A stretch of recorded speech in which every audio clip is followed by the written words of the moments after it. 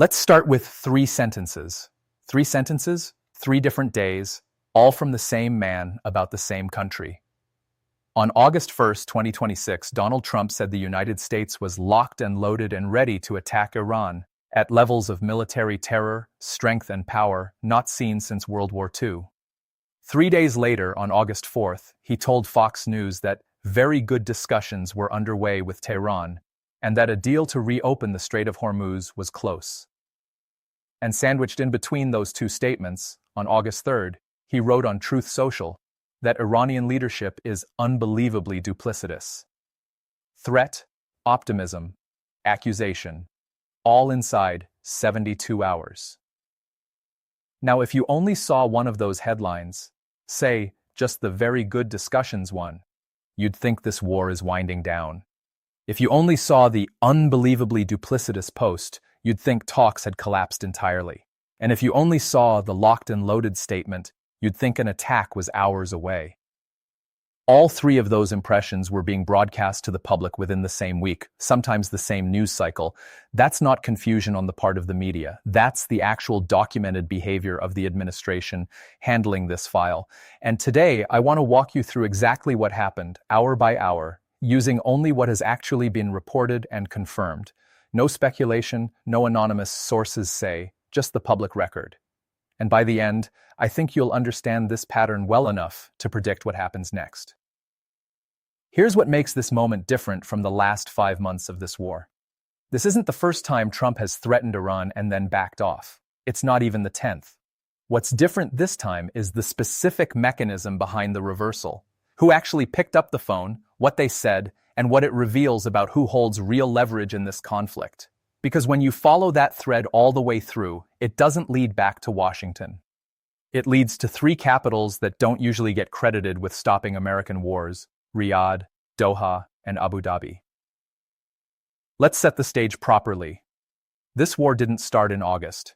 It started back on February 28, 2026, when the United States and Israel launched a wave of strikes on Tehran, opening what became known as the hot phase of the conflict.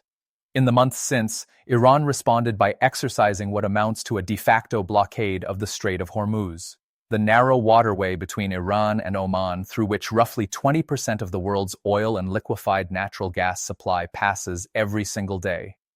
That blockade sent oil prices soaring more than 40% above pre-war levels, forced countries across Asia into fuel rationing, and at one point pushed Malaysia to order all civil servants to work from home just to conserve energy. This is not an abstract geopolitical squabble.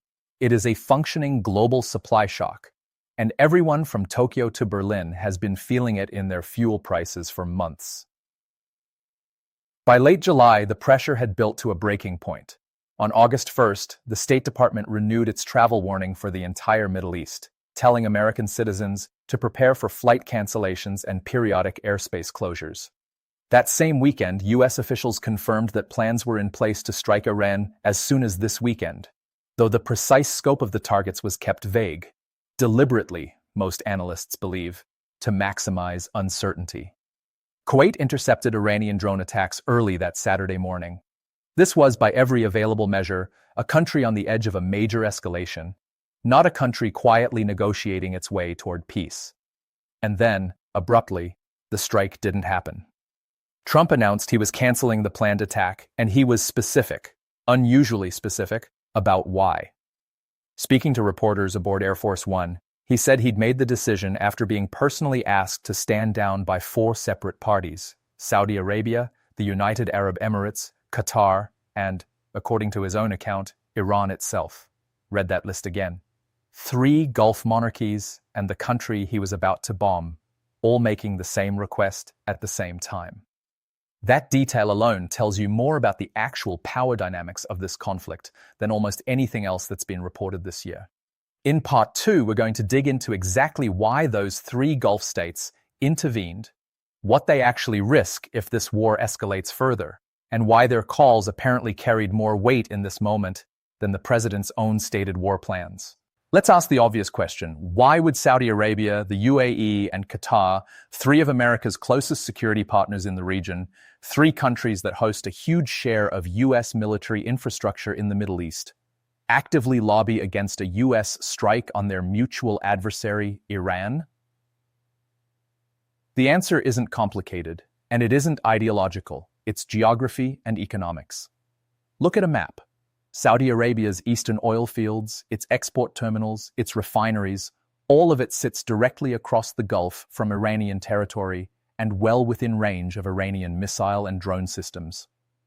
The same is true for the UAE's energy infrastructure and Qatar's massive natural gas operations, which supply a significant share of the world's LNG. These aren't countries with deep strategic depth or mountainous terrain to hide behind. They are flat, exposed, oil-dependent economies sitting a few hundred kilometers from a country that has spent this entire war demonstrating it's willing to strike energy infrastructure when provoked. So when Washington signals it's preparing to strike Iranian energy and military targets, the kind of strike that would almost certainly trigger Iranian retaliation, the Gulf states aren't watching this as spectators. They are the most exposed targets in any retaliatory response. If Iran decides to hit back and its options are limited, the nearest, most valuable, most vulnerable targets aren't in the continental United States. They're a short missile flight away, sitting in Riyadh, Abu Dhabi, and Doha's own backyards. This is why Qatar's emir, Sheikh Tamim bin Hamad Al Thani, received a direct phone call from Trump around this exact period, with both sides discussing ways to de-escalate tensions and bridge the gap between Washington and Tehran. This wasn't a courtesy call. This was crisis management between parties who each have something enormous to lose if the situation spirals further. Now here's the part that I think gets lost in most of the coverage. The moment Trump backed off the strike, he didn't frame it as caving to pressure from allies. He framed it as diplomatic progress. Iran has agreed to negotiate, he told reporters, and a deal in the Strait of Hormuz is imminent. That's a very specific kind of political packaging, turning a retreat under Allied pressure into an announced breakthrough. And it worked, in the sense that it generated exactly the headlines you'd expect. Major outlets ran variations of Trump reaches breakthrough with Iran, tensions de-escalating. The market reaction backs this up too. Brent crude, which had spiked to just over $100 a barrel on July 23rd as tensions intensified, began retreating in the days that followed as fears of an imminent strike eased. When the very good discussions comment landed on August 4th, U.S. markets surged. The Dow jumped roughly 800 points, about 1.5%. The S&P 500 rose 1.2%. And the Nasdaq climbed 1.7% in a single session. That's not a small move. That tells you Wall Street had genuinely priced in serious war risk in the days before, and any credible signal of de-escalation gets rewarded immediately and heavily. But, and this is the detail almost nobody connects to the imminent deal framing. Hours after Trump's own optimistic comments, Iran's government spokesperson stood at a podium in Tehran and said something that flatly contradicted the American version of events, that Iran was not currently negotiating with the United States. Not, negotiations are difficult, not, we have concerns. A direct, on-record denial that any negotiation was underway at all. So you have an American president telling reporters a deal is close, and an Iranian government spokesperson, on the same general time frame, denying that talks are even happening. Both statements were made publicly, on the record, by officials representing their respective governments. Logically, they cannot both be fully accurate, and this is exactly the pattern that produced the August 3rd unbelievably duplicitous post, Trump's reaction to Tehran not confirming the version of events he'd already put in front of the American press. That's the mechanism. Optimism gets floated first, publicly, to calm markets and reassure allies. When Tehran doesn't immediately validate that framing, Washington pivots back to accusation. We'll come back to what this cycle means for the actual substance of any deal in Part 5. First, we need to zoom out, because the Strait of Hormuz standoff you're watching in the headlines this week is only one front in a much bigger structural story. A story about who is actually paying for this war and who's been quietly opting out of paying for it. Before we go further, it's worth being precise about what the deal even refers to, because Trump himself has described it as two separate tracks, not one. He's been explicit about the sequencing. First, a narrower agreement focused specifically on reopening safe passage through the Strait of Hormuz. Second, and treated as a separate, harder problem to be tackled afterward, a broader agreement addressing Iran's nuclear program. That sequencing matters. It tells you which problem the administration currently considers more urgent and more solvable. Shipping and oil flow is an economic emergency with an immediate, measurable cost attached to every day it goes unresolved. The nuclear file is a longer-term strategic problem that doesn't carry the same daily price tag in barrels of oil and stock market points, so it gets pushed to a second phase. On the Qatari side, officials confirmed that drafts of a potential agreement were being circulated and were, in their words, in very progressive stages. But note the qualifier attached to that description. Qatari officials specifically framed this as a short-term diplomatic solution, not a comprehensive resolution to the underlying conflict. That's an important distinction. A short-term arrangement to get tankers moving safely again through Hormuz is a fundamentally different achievement than an actual peace agreement or a resolution of the nuclear standoff. It would ease the immediate economic emergency. It would not end the war. And this connects to something Trump said back in June, when the original Memorandum of Understanding between the US and Iran, the MOU that keeps getting referenced as the foundation for everything since, was first signed. Trump confirmed that both goals now being discussed, the Hormuz access question and eventually the nuclear file, were part of that original June memorandum, which means what's happening in early August isn't a brand new negotiation starting from a blank page. It's an attempt to actually operationalize something that was agreed to in principle roughly 2 months earlier and hasn't yet translated into anything concrete on the ground. That gap between a memorandum signed in June and a deal still being described as imminent in early August is itself informative. 2 months is a long time for an agreement in principle to remain unimplemented, especially when the underlying economic pressure, in the form of oil price spikes and shipping disruptions, has been mounting the entire time. If implementation were straightforward, you would expect it to have happened already. The fact that it hasn't tells you the gap between the paper agreement and the operational reality is wider than the headlines suggest. Meanwhile, on the Iranian side, the diplomatic language coming out of Tehran during the same window looked nothing like a government preparing to sign a deal. On August 1st, Major General Ali Abdullahi, head of Iran's wartime military command, issued a public statement accusing the United States of moving at an accelerating pace to fan the flames of a full-scale regional war, specifically referencing the possibility of U.S. strikes on civilian energy infrastructure. He went further, addressing regional neighbors directly, and accusing Washington of using their capital, resources, and infrastructure as a shield for its own interests, while simultaneously strengthening Israel's military campaign.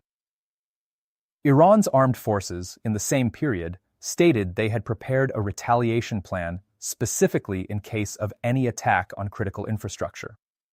So while Trump was describing very good discussions to American reporters, Iran's military command was publicly describing an active retaliation plan against exactly the kind of strike the U.S. had just called off. Both of these things were true at the same time from the same week from official sources on each side.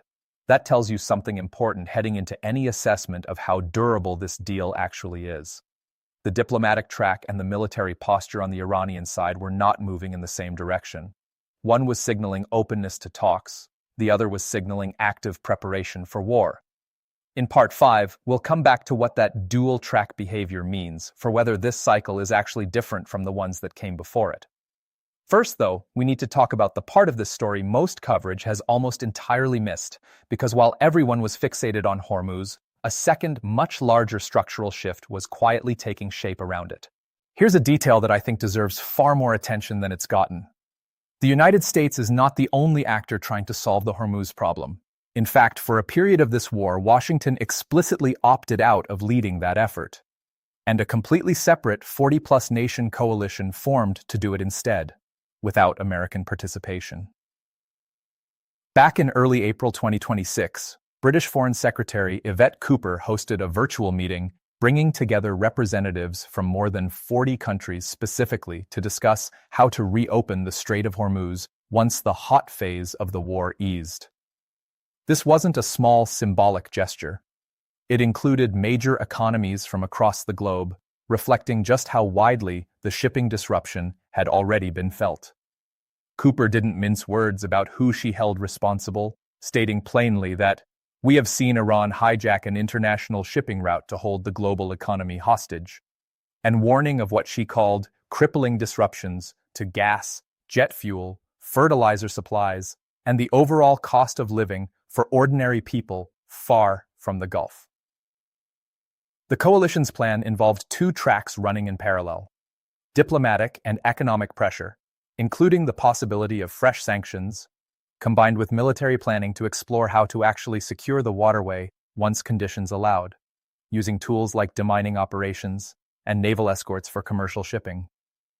By May, that planning had matured into something more concrete: a UK and France-led multinational military mission, reportedly involving deployment of a wide range of naval and aviation assets, all contingent on a ceasefire being reached first. Now here's the detail that makes this genuinely remarkable. The United States was not part of this coalition. Trump had publicly stated that securing the strait is not our responsibility. And he didn't stop there. In a Truth Social post around this same period, he directly criticized allies, like the United Kingdom, for what he characterized as refusing to get involved in the decapitation of Iran, telling them bluntly to either purchase American fuel or start fighting their own battles. You'll have to start learning how to fight for yourself. Meanwhile, European nations, who had initially resisted involvement specifically out of fear of being dragged directly into the war, eventually decided to join the UK's coalition anyway as oil and gas prices kept climbing, and the economic pain became too significant to ignore any longer. Sit with that dynamic for a second, because it's genuinely unusual in the history of American foreign policy. For a period during one of the most significant maritime choke point crises of the last several decades, the world's largest economies organized themselves into a coalition to solve the problem. And the United States, historically the guarantor of global maritime security since the end of the Second World War, was on the outside of that effort, not the center of it.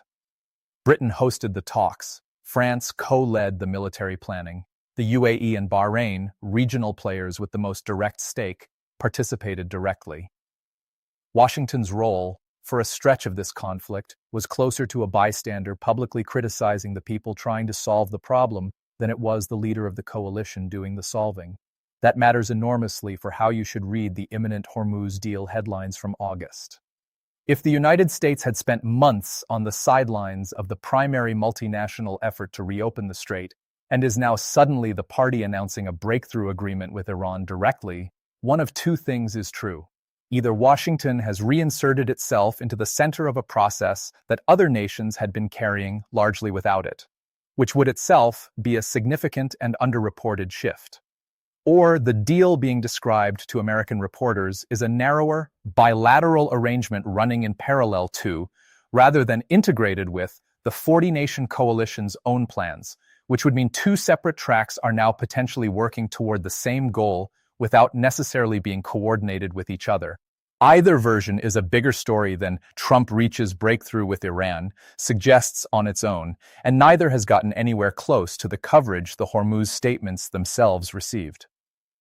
There's also a human cost dimension that rarely makes it into the geopolitical framing. The International Maritime Organization, the UN's shipping body, has been separately pushing its own diplomatic effort focused on something far more immediate than any grand strategic settlement: evacuating roughly 2,000 seafarers who remain stuck aboard vessels trapped by the blockade. Its Secretary General traveled to Muscat to coordinate directly with Oman's foreign ministry on an evacuation framework. 20,000 people, many of them ordinary merchant sailors from countries with no direct stake in this war, is stranded at sea because of a standoff between Washington and Tehran. That's not a statistic that shows up in stock market reactions or Truth Social posts, but it's as real a consequence of this standoff as the oil price chart. Now, I want to do something that I think serious analysis requires: make the strongest possible case for the position I've been describing critically. Because if the argument can't survive genuine scrutiny, it isn't worth making in the first place. Here's the best version of the argument in favor of what Trump has been doing. First, avoiding a strike on Iranian energy infrastructure prevents a scenario where oil prices spike dramatically higher than the roughly $100 a barrel levels already seen, a scenario that would hurt American consumers and the broader global economy just as much as it would hurt Iran. Given that Brent had already climbed more than 40% above pre-war levels by this point in the conflict, and given how sharply markets reacted to even the mere suggestion of de-escalation, it's reasonable to argue that avoiding further escalation serves genuine American economic interests, not just diplomatic optics. Second, publicly describing a deal as close, even while final terms remain unsettled, is a defensible negotiating posture. It signals to markets and allies that de-escalation is the intended direction of travel, which itself can calm volatile prices even before a formal agreement is finalized. And there's a case that this is exactly why markets rallied on August 4th, regardless of whether the underlying deal was fully locked in yet. Third, keeping the military option locked and loaded while simultaneously pursuing diplomacy isn't necessarily a contradiction. It's a recognizable doctrine in international relations, sometimes called coercive diplomacy or compellence. The idea that a credible threat doesn't need to actually be executed to have strategic value. It just needs to remain believable enough that the other side keeps negotiating rather than walking away. That's a genuinely serious argument, and it has real historical precedent behind it. But here's what it struggles to explain. If this really were a coherent, coordinated strategy of pressure then diplomacy, you'd expect the public messaging on both sides to move in a consistent direction over time, cautious optimism gradually replacing hostility, with the gap between "we're close to a deal" and accusations of bad faith slowly widening as trust actually builds. Instead, what we saw was optimism and accusation compressed into a 72-hour window, repeating a pattern that by multiple accounts has occurred multiple times since the original MOU was signed back in June. Each time a deal is described as close, something shifts within days, sometimes within hours. That's not the signature of steadily building trust. That's the signature of a negotiation that remains fundamentally unresolved beneath the surface, no matter how it's being described to reporters on any given day. Second, and this is the piece I think matters most, throughout this exact window, when Washington was describing very good discussions, Iran's military command was publicly describing an active retaliation plan specifically prepared for the scenario the U.S. had just backed away from. A government that is genuinely, primarily oriented toward a diplomatic resolution doesn't typically pair that diplomacy with public statements from its wartime military command warning that the other side is fanning the flames of a full-scale regional war. Those two postures, active retaliation planning and diplomatic optimism, can coexist, but when they do, it tells you the diplomatic track is fragile, contingent, and reversible on short notice, not settled. Third, look again at the coalition dynamic from Part 4. For a significant stretch of this war, the United States was not leading the primary multinational effort to resolve the Hormuz crisis.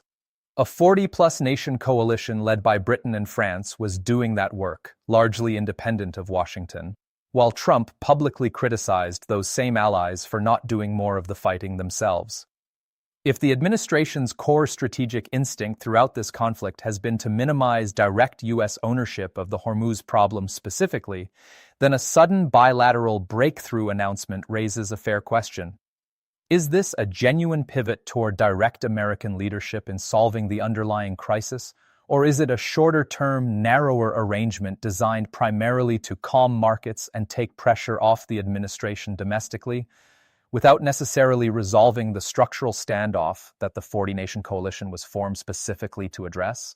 None of this means the diplomatic effort is fake or that de-escalation isn't genuinely being pursued. It means the honest, evidence-based read of the available facts is that this is an unresolved, actively contested situation being described publicly in the most favorable available terms by each side, rather than a settled breakthrough. That's a less satisfying story than either peace is here or it's all theater. But it's the one that actually matches the timeline we've walked through. So where does that leave us? And what should you actually be watching for in the days ahead to see whether this cycle resolves differently than the ones before it? First, watch whether the narrower Hormuz-specific arrangement Trump described gets formalized with actual, publicly verifiable terms, shipping insurance arrangements, specific safe passage protocols, a defined role for the 40-nation coalition versus a purely bilateral U.S.-Iran channel, or whether it stays vague and gets quietly pushed back again. A real agreement produces operational details that shipping companies, insurers, and the countries in that coalition can act on. Continued vagueness, even paired with optimistic statements, tells you the substance hasn't caught up to the rhetoric yet. Second, watch Iran's military command, not just its diplomats. Major General Abdullahi's warning about a prepared retaliation plan was a statement from the wartime military leadership, not the foreign ministry. If that command escalates its public language again in the coming days, regardless of what diplomatic statements are being issued in parallel, that tells you the retaliation posture described in early August remains active and hasn't actually been superseded by the diplomatic track. Third, watch the coalition track and the bilateral track together, not separately. If the 40-nation, UK-France-led effort to reopen Hormuz continues moving forward on its own timeline, including any further movement on the multinational military mission or the IMO's seafarer evacuation framework, while a separate US-Iran bilateral discussion proceeds on a different track, that tells you these are two distinct processes that haven't yet been reconciled into one coherent plan, whatever the headlines from either side suggest individually. Fourth, keep an eye on oil prices around any specific deadline either side sets.